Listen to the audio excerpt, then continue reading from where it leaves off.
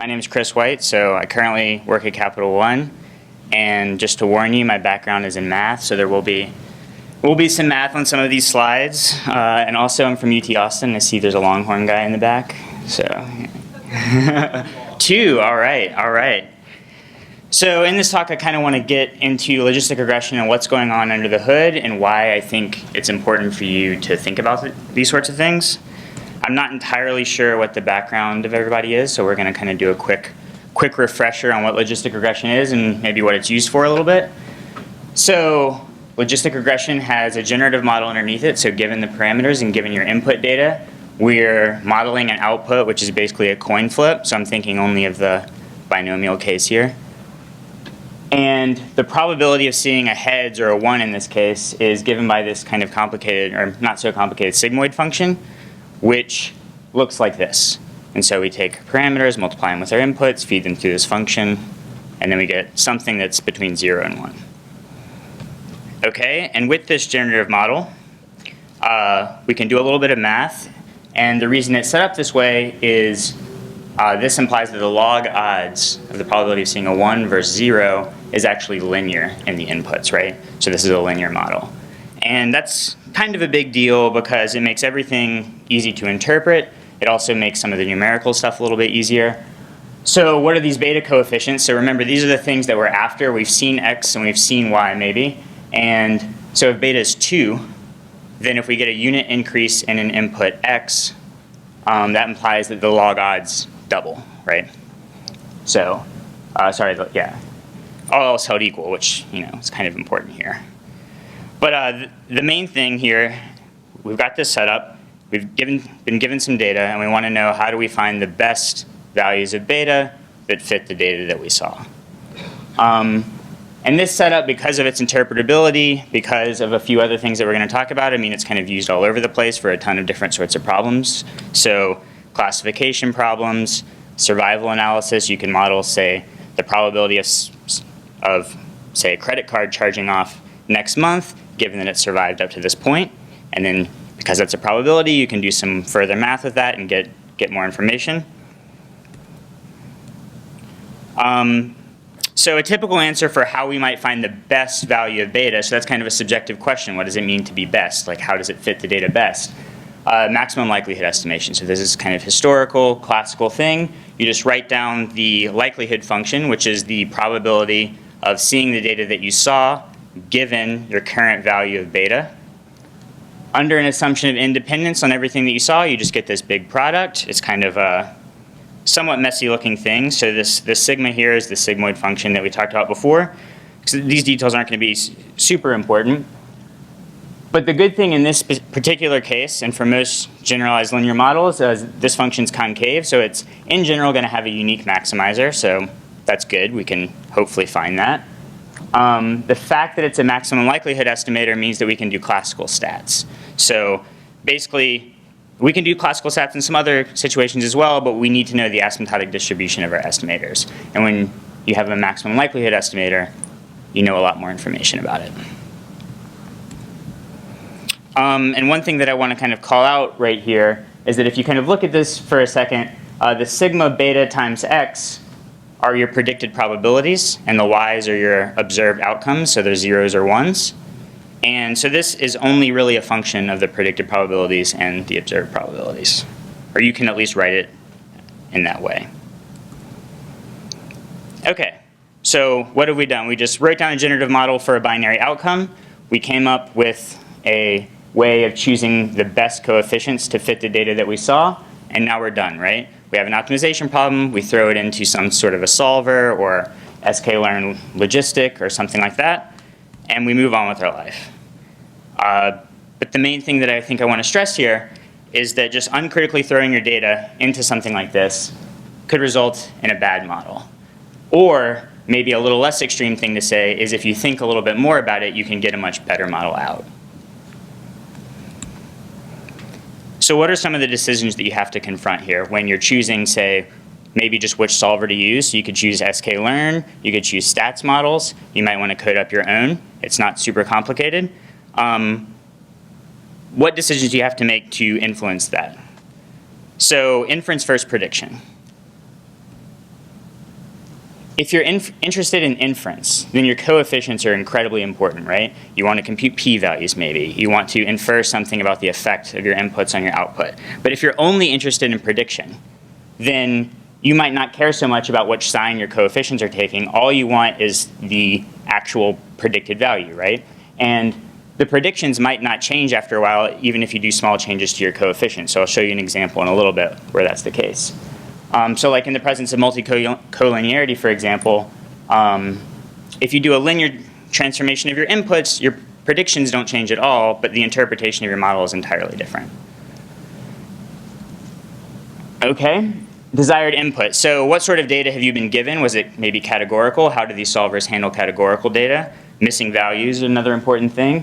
What sort of output are you looking for? Do you want p-values? And if maybe the solver that you put it into doesn't give you p-values, can you compute them? And does it make sense to do so?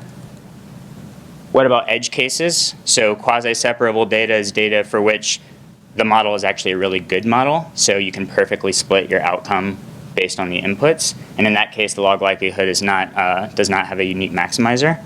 So what happens in that case? And then maybe you want to do some sort of regularization. Maybe you want to build a Bayesian model. Is that allowed in the tool that you're choosing? So kind of throughout the rest of the talk, we're going to go through some of these bullet points, and we're going to focus on stats models, scikit-learn, and kind of randomly SAS. So a lot of companies nowadays are kind of considering this transition from closed source to open source, and I think a big arc there is maybe SAS to something like Python. And can you trust, say, Python's output compared to SAS's output? So I want to talk a little bit about that. Okay, prediction versus inference. So in the case of inference, your coefficient sign and precision are very important. And so an example here might be you're building a model that does something, predicts maybe, like I said before, the probability that a customer charges off next month, and one of your variables is the unemployment rate. And you're going to use this model to see what sorts of charge-off rates you could expect under stress conditions. So you're going to feed in very extreme values for your unemployment rate, but you might hold everything else to some median value. So if the sign of that thing is wrong or unintuitive in some way, then you're going to get a very bizarre outcome, right? And so in this particular case, it's very important. And this is actually a chart from real bureau data. So this happens a lot in highly multicollinear situations where maybe your tolerance setting is somewhat low. So we have here, along the x-axis is the tolerance for these two solvers, so sklearn and stats models. And this is some bureau variable, so this model is something like 100 different variables. And you're trying to predict the probability of a credit card charge-off. And you can see that at lower tolerance settings, the optimizer for stats models versus scikit-learn actually have different signs. And then as you increase that tolerance, then they start to agree, which is what they should, because there's going to be a unique maximizer, right? But the catch is, unless you kind of knew that you needed to play with this tolerance setting, you might have gotten a model that actually does something really, really bad. It has the wrong sign on a really important variable. And then when you stress that variable, you get something crazy happening. So this is a little bit just a repeat of what I was just talking about. So multicollinearity has this kind of statistical effect, but it also could lead to some sort of numerical problems, right? You might have to invert a matrix. It's got a lot of correlated columns. That might be hard to do in some situations. So how do you deal with that? And also it can affect long-term model stability. So if you have variables that are correlated, but maybe not super bad, but if that correlation changes over time, then your coefficient estimates are going to need to update to reflect that change. And you can test for multicollinearity with things like condition numbers. You have to be a little careful with those. They're kind of scale dependent or variance inflation factors. You can get some kind of weird output from those as well. So you just kind of need to understand what it is that you're looking for. Okay. So this is a breakdown. So now we're going to kind of start to dig into some of the details of the things that or the packages that I was mentioning. So we have this optimization problem. How are we going to solve it? We have different algorithmic choices here. So SAS is proc logistic. The default is this thing called iteratively reweighted least squares. I can never say that. And its convergence criterion is this thing called the relative gradient criterion. So you take the gradient of the log likelihood, and then you basically pair it with the Hessian. You get a number. When that number is really small, you say it's converged. And the idea there is that the gradient is close to 0 in that case. If the gradient's 0 for a concave function, then you're at the optimizer. Scikit-learn does something very different. So it does coordinate ascent, and it's using the liblinear C library. And its convergence is based on log likelihood. And I'll mention why that's kind of an important distinction. Stats model's Logit uses Newton's method, which actually is equivalent to iteratively weighted least squares, but has some subtle numerical differences. And also, yeah, we'll talk a little bit more about that. And its convergence is, so I'm calling it the L infinity convergence. So it's looking at the absolute value of all coefficient changes. So if any one coefficient moves by more than 10 to the negative 8, then it's not converged yet. So it's looking for coefficient precision. And if you're familiar with stats models, you know that it has a lot of inferential stats. It's kind of an inferential type of package. Whereas sklearn, it's a little bit more on the machine learning side. You just want to get good predictions out. And speed also, right? These tolerance settings are very different. The looser the tolerance, the faster your algorithm is going to be. And then stats model's GLM actually calls a different algorithm, and it is significantly slower than Logit. So something to be aware of. And the convergence criterion is a lot different. So it's deviance, which is basically looking at changes in the log likelihood. Sorry, yeah. Tolerance here? So the tolerance is just going to be some number, so some small number, and you're going to be looking at something changing. And when that thing is changing by less than that number, you're going to say the algorithm's converged. So in these cases, you're looking at, say, gradient size, changes in the log likelihood, or changes in the coefficient values. It's kind of like a threshold predicting. Yeah, yeah. And so I pointed out earlier, the log likelihood is a function of the predicted probabilities and the observed outcomes. And so convergence criteria based on log likelihood convergence are emphasizing prediction stability. And they're going to tend to converge faster. Are we looking for point estimates here? Yes. Okay. Yeah. Okay.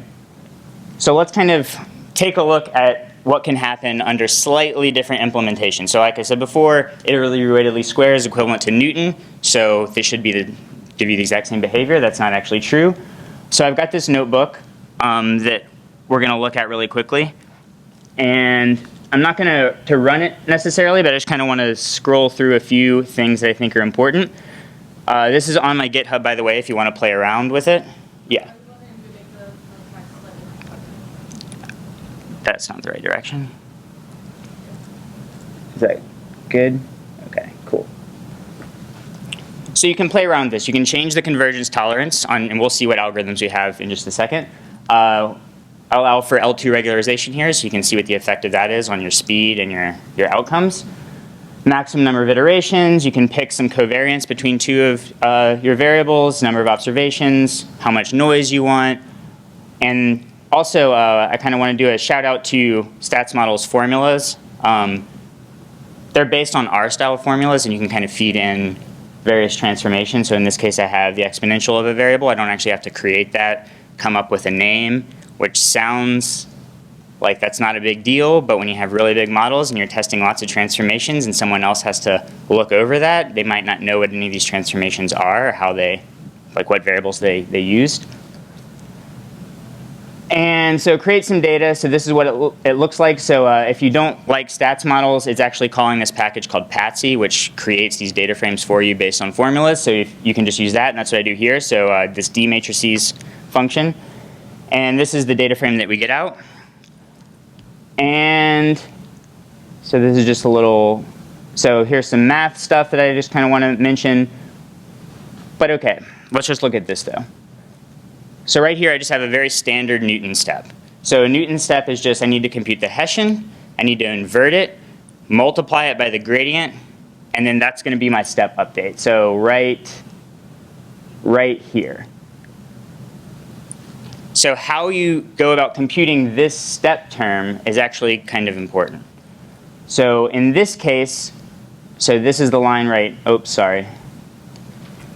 This is the line right here. So I use NumPy's least squares. So this is actually, instead of inverting the matrix, I'm just trying to solve the equation Hessian vector equals gradient. And I'm not actually computing the full inverse of this matrix. So hopefully this will be faster. And then in another step, I have this alternate Newton step where I actually compute the full inverse and then do a multiplication. They both should give me the same answer, but, and then okay, I have this convergence setup, so this is looking at betas changing, this is looking at log likelihood changes, and then I run it on the exact same data. And so the only thing that I want to point out, you can look at the details later, so this is standard Newton with coefficient convergence. We get 11 iterations, and then we get somewhere that's not very right, because there's a lot of correlation here. Then we do standard Newton with log likelihood, and we only do 9 iterations. You can make this much more drastic with like 100 versus 50 if you play around with it enough. And then we do alternate Newton step with log likelihood convergence. We get the exact same thing as before, so no change. But then we do alternate Newton with coefficient convergence, and it just breaks. So drastically different output on all of these different settings, and they seemed like really, really minor decisions. And you can play around with that later if you're interested. Okay, so just quick run through of just some more superficial things that you also need to think about when choosing these things. So how are you going to handle missing values? So stats models is just going to fit the model on all the complete observations and not tell you anything, so you need to be able to check for that. That's going to result in a bad model if your missing values are not at random, if they correlate somehow with your outcome. How are categorical inputs handled? So with formula notation, you can just put a C around the categorical variable and it'll dumbify it for you. For for scikit-learn and base stats models, you need to dumbify your categorical variables yourself. So that's another decision you have to make. What is your base category going to be? And then scoring convention. So this is kind of a tricky one. So scikit-learn and base stats models, if you give it new data, they're going to score that data based on variable location. Whereas if you use a formula API, it's going to score by name instead of location. And I think, so this, if you permute your columns in any way, you're going to get weird results. Output. So this, most packages will have most of this necessary output, so various fit metrics, et cetera, but maybe p-values. So this is something that I wanted to mention. So stats models in SAS will give you p-values because they're kind of geared towards old school statisticians, but scikit-learn's not going to. Maybe you want to compute those p-values yourself. However, so something like scikit-learn, it always uses regularization. You can't turn it off. You can turn the regularization parameter to extreme values, but it's still there. So if you compute p-values, you're doing nothing really, right? Because if you have regularization, this thing's no longer a maximum likelihood estimator. Your p-values aren't doing what you think they should be doing. They don't mean what you think they should mean. Speaking of p-values, just kind of a quick, I don't have too much time to dig into this, I think, but a quick rant on p-values. So, and I'll have a takeaway from this in just a second. So imagine you're just doing ordinary least squares. You got one variable, one output. You misspecify your model, though. The true model, the mean of y, is some nonlinear function f of x. I don't know, something crazy, sine x plus x to the 51 or something. So you do ordinary least squares, you compute your MLE, you get this closed form, and in the presence of more and more data, this is going to do exactly what it's supposed to, and it's going to converge to this expectation. So this expectation is with respect to how you're sampling your inputs. And so if you kind of look at this for a little bit, you'll see that this limit is going to be, say, positive if this expectation is positive. So your beta is going to converge to something that's non-zero. Okay, so what does that mean? Well, your p-value is going to do its job, and it's going to converge to 0 because the beta is not, the limit of the beta is not 0. But that's not really probably what you were looking for. You're going to infer something about a linear effect when it could be something totally insane. It's just the best fit line happens to have a positive slope. So the only thing, that's not to say don't use p-values or anything, but in the presence of large data sets, you're just always going to be picking up effects. And so you can't rank based on these things. You can't really make too many decisions based on these things.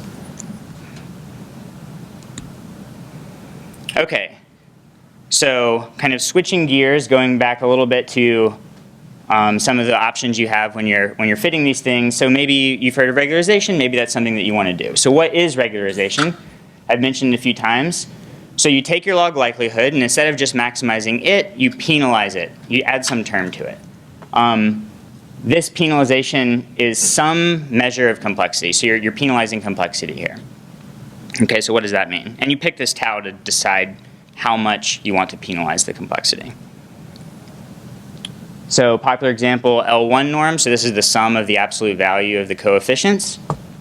What does this do? Some people call it lasso in the case of ordinary least squares. So this comes about as the convex relaxation of the best subset problem. So you're looking for the best subset of coefficients that explain your data, and you want the rest of them to just be set to 0. So maybe variable selection or something like that. So it typically results in sparse coefficients, except for degenerate cases. You also have L2 regularization. This results in so-called ridge coefficients. And so this word comes from, if you have highly multicolor data and you plot the log likelihood, then you're going to see this kind of like kink in it where it gets really flat. And so that's a ridge. And so ridging is fixing the ridge. So historically, though, and this is something I kind of wanted to point out, it was used for inversion of poorly conditioned matrices. So what people would do is in that step where you invert the Hessian, you add a diagonal matrix to it and then invert that. So if the Hessian was like close to being degenerate, then adding this diagonal matrix makes it full rank, and now you can invert it. That seems like a numerical decision. Not a big deal. You're just trying to fit this thing numerically. But it turns out that it's actually has statistical implications. So the second you do that, your estimator is not actually a maximum likelihood estimator anymore. So your interpretation and inference you need to be really careful with. And you made a decision that seemed like a numerical one, but it has statistical effects. And so kind of related to this, many of these options actually subtly result in regularization. So just kind of mentioning SAS one more time, I've seen a lot of people use this Firth option. A lot of the times people use it for, say, small samples or I think like class imbalances maybe. But actually this is regularization, so you're adding, it's equivalent to this thing called Jeffreys prior on your coefficients, but you're adding this kind of complicated penalization, so log determinant of this information matrix. The point is that it's regularization. Providing a ridge factor value in stats models, and the default here is actually non-zero, and it's equivalent to providing this tau inverse. So you're really doing L2 regularization. And then sklearn, you're always doing regularization. And you can switch between L1 or L2 depending on what you're doing. Okay, so I keep kind of saying it's statistical effects of regularization, so kind of what's going on behind the scenes here. Well, anytime you have a function where this integral is finite, so just basically any function for the most part, or at least that you would think of, then your regularization is actually arising as a maximum a posteriori estimator for a Bayesian model, where your prior is proportional to this e to the negative thing. So, okay, if g here is the L2 norm squared of your coefficients, so the sum of squared of your coefficients, if you put that in here, then it's a normal distribution. And so that arises from putting a normal distribution on your coefficients. In the L1 case, it's a Laplace distribution, so it's usually something that you can call out. But so knowing this, though, then maybe you're doing L2 regularization, you want to shrink some of your coefficients, and there's some sort of correlation that you expect for some reason that's domain specific. You can go into this prior and actually start to play with what this prior is, and it's still going to be basically L2 regularization, but it's going to end up being some sort of weighted one, and it's going to be more tailored to your situation. You're going to be giving it more information than just this generic L2 penalization. And so hopefully I kind of went through a lot of different things here, I think, but the main takeaway that I really wanted to, I guess, leave you with is just that even if you don't experience a lot of these edge cases with tons of variables that are highly correlated or quasi-separable data or anything, understanding what's going on under the hood gives you a wealth of information that hopefully you can use to improve whatever it is that you're doing and maybe get a better model out at the end of the day. So any questions?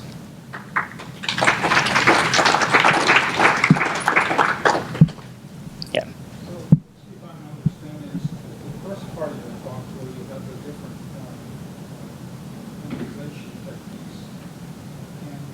different coefficients, but if you apply them to that independent data, you will get the same answer, the same prediction. Is that correct? Almost. And then when you go to independent data, of course, it will fall apart. Not 100%. It's kind of apples to oranges. So if you have a given tolerance setting, and then you look at a change in the log likelihood versus a change in the coefficients, the scale is a little bit different. So you're not necessarily going to get the same predictions. In practice, you will, but it's not a guarantee. Yeah, that's the thing, is that they're finding many different solutions that are almost alike until you get independent data, and then who knows what's going on. Yeah, I mean, I guess the main thing that I want to stress, though, is that the tolerance setting itself, if you fix that and then do different convergence criteria, different algorithms, then, I mean, they're different in terms of like how they're measuring how close they are to the solution. I mean, it depends on the application. If I really do just want speed and prediction, then something like log likelihood convergence is going to be sometimes 2 times faster than coefficient convergence. But if I have to explain, every coefficient of a model, and I want to extrapolate, then coefficient convergence, I think, is going to be more beneficial. Yeah. So is there any theoretical guarantee on convergence? Or is it because you're just using it as a linear model in the end, and you're depending on that as a... So the question was, is there a theoretical guarantee of convergence? And it's a good question. It's a concave problem, so you think definitely. But using Newton's method, there's not, because you don't have, say, like a gamma in front of that Hessian that's controlling how far you move. So you could do something where you just alternate back and forth. So there's not actually a guarantee, yeah. Well, I guess you're saying there's no guarantee for the numerical optimization part, but theoretically. So the numerical optimization may not get you, but is it theoretically concave? yeah, but not strictly so, not always strictly so. So you could, and that's, if you have linear dependencies in your data, then it's not going to be strictly concave. But in any sort of real world case, when you don't have perfect correlation, there's going to be a unique, it's going to be, strictly concave, yeah. So you mentioned how the p-values might not be very reliable. Are there any methods within the libraries that provide confidence intervals for the coefficients? So are you thinking of in the presence or absence of regularization? Either. Okay, so in the presence of regularization, the libraries, as far as I know, don't provide anything. But what you could do is compute the posterior distribution. So it's a Bayesian model. So you have actually a full probability distribution for all your coefficients. And then you can compute Bayesian intervals for that. But that's something you would have to do. There's no... For that, with regularization, that's something you would have to do. For just if you have large data, but you're doing kind of classical non-regularized stuff, stats models gives you standard errors and confidence intervals if you want to know. Yeah. And SAS as well. Yeah. Other questions? You talked about early in the talk, sort of this condition number is dependent on how you scale the problem. Just, you want me to mention? Yeah, just you can go into that a little bit. So what I was thinking of there is I've seen a lot of people do PCA, but then they remove the singular values when they do the transformation. So that's their normalized data, and in that sense they've changed the scale of the condition number to Sure. some. I was thinking of Yeah. like multiplying the matrix in some way, in which case it's invariant to that. It's just the ratio. Yeah, but so another thing another case that it really, if you have, say, a matrix and then you throw in something that's totally independent, but you just scale that column, then you can just start to scale up the condition number arbitrarily. And so I guess I've heard people say like, oh, if your condition number is greater than this, then you have multicollinearity. And you need to like normalize the columns in some way to make sure there's not just one, like the large eigenvalue might be headed in one direction independently of everything else, and you can just make it arbitrarily large. Yeah, that's it. Any other questions? All right, thanks for your time.